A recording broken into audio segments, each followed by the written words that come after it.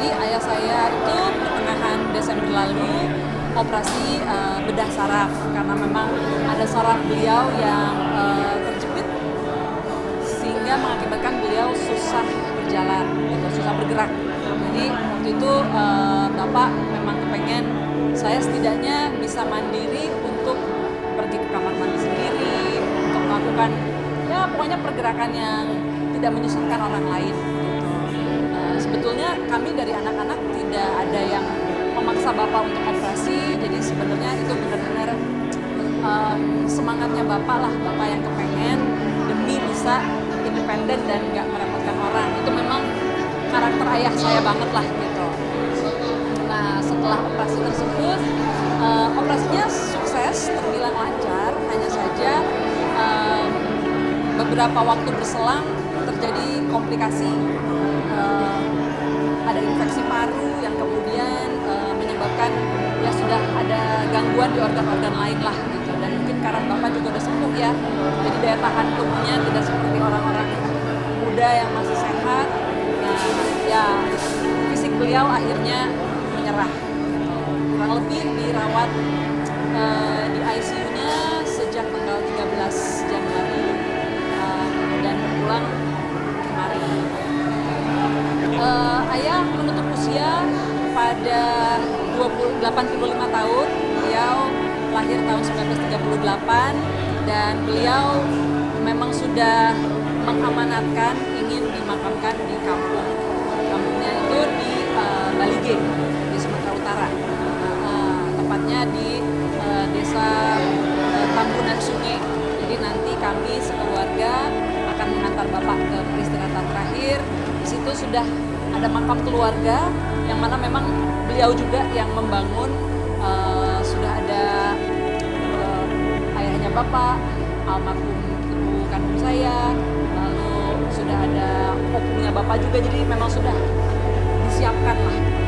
Jadi kami sebetulnya hampir setiap hari di ICU berjaga bergantian, hanya saja pada saat ayah saya mengembuskan napas terakhir, kebetulan saya sedang ada pekerjaan di luar Jawa, tepatnya di Bali, yang tidak bisa saya cancel.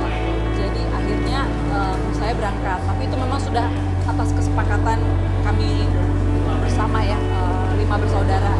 Ada kakak saya juga sedang mengajar di Bandung, ada yang mau manggung juga hari itu gitu. Jadi memang apa ya, pas kami semua itu ada kegiatan gitu.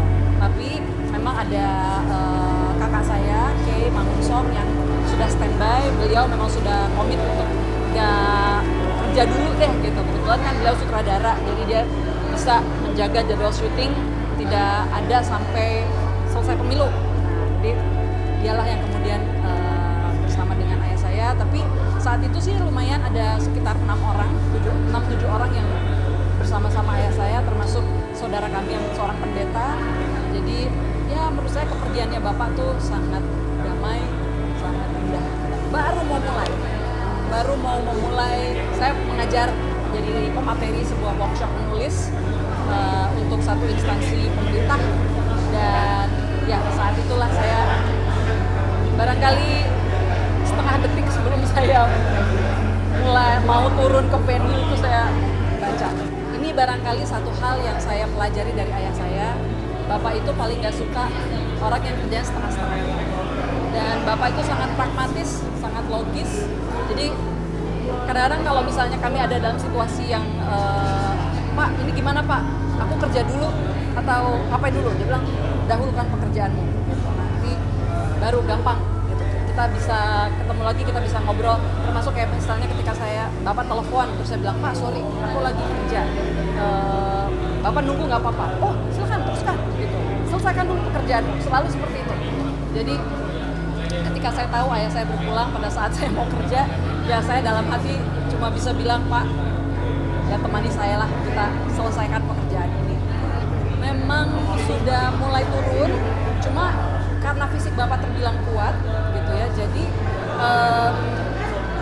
ya selama beberapa minggu tuh cenderung stabil gitu ya, walaupun betul ada angka-angka yang naik turun gitu, tapi kami cukup confident Bapak ya bisa bertahan walaupun dokter sudah mengatakan ya Bapak kalaupun apa ya kualitas hidupnya pasti udah nggak akan seperti dulu lagi, sudah ya itu tadi lah ajarannya Bapak ya gitu. Bapak itu selalu pokoknya harus berkepala dingin menghadapi apapun gitu, dan beliau juga sudah sering bilang secara formal, informal ya, ketika dia lagi ada acara atau ketika kumpul keluarga, dia selalu bilang orang usia 80 tahun itu udah berkah gitu.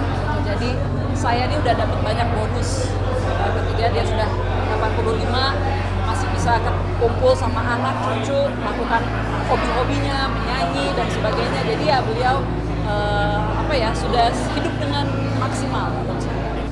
Ya bisa dibilang ketika Reza pergi itu jadi pelajaran besar banget ya buat saya gitu, bahwa ya hidup ini memang seperti itulah. Ketika kita bersua kita harus siap berpisah gitu kan, dan ketika itu terjadi ya sedih boleh, tapi pada akhirnya kan hidup harus berjalan gitu. Dan ayah saya pun sudah memperingatkan itu berkali-kali gitu. Sama seperti Reza kan juga selalu bilang bahwa ini saya bisa hidup lagi setelah dia sembuh COVID ya, saya bisa hidup lagi bersama kalian, itu udah satu berkah gitu. Jadi udahlah syukuri aja setiap hari. Sebenarnya prinsip itu yang sungguh saya pegang, kalaupun perpisahan itu ya menyakitkan ya Mas ya gitu, tapi mau nggak mau